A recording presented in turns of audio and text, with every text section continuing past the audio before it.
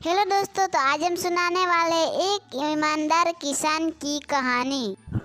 एक गांव में एक गरीब किसान रहता था। वह बहुत ही ईमानदार और मेहनती आदमी था। वह अपने छोटे से खेत में काम करता और बहुत ही खुश रहता था। पूरे गांव में किसान की ईमानदारी के बहुत ही चर्चा थे। उसका एक दोस्त था जो उस गांव के राजा के यहाँ सिपाही का काम करता था।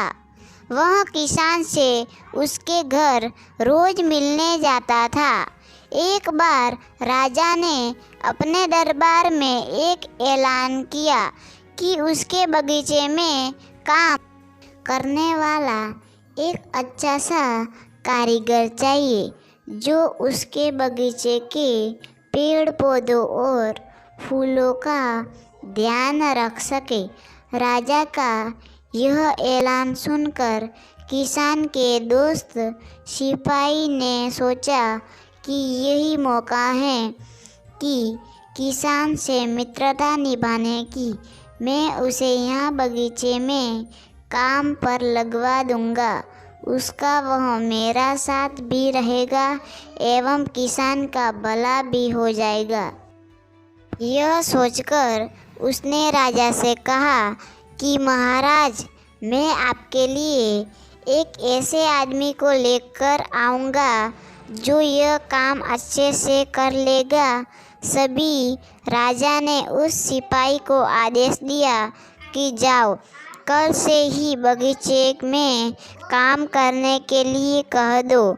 उसी वक्त वह सिपाही दोस्त किसान के पास पहुंच गया और उसने किसान को बगीचे के काम की सारी बात बता दी और किसान ने भी काम करने के लिए खुशी खुशी हाँ कर दिया।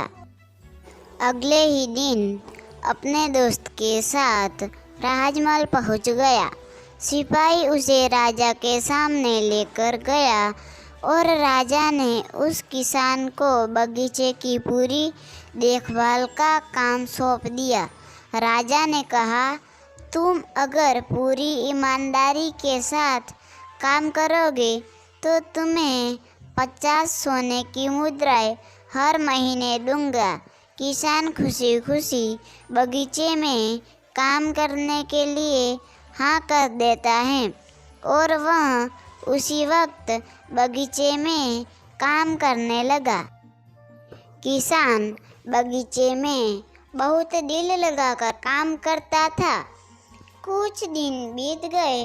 किसान ने बगीचे को बहुत सुंदर व हरा भरा बना दिया। राजा को उसका काम बहुत पसंद आया। एक दिन किसान बगीचे में कुछ खुदाई कर रहा था तो उसने ज़मीन के नीचे कुछ महसूस किया। तो उसने खुदाई की तो देखा वहाँ नीचे एक बड़ी सी संदूक थी।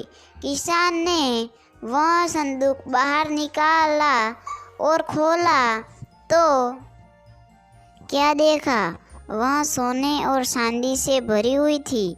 यह देखकर किसान बहुत खुश हुआ और अपनी ईमानदारी दिखाते हुए राजा के पास पहुंचा।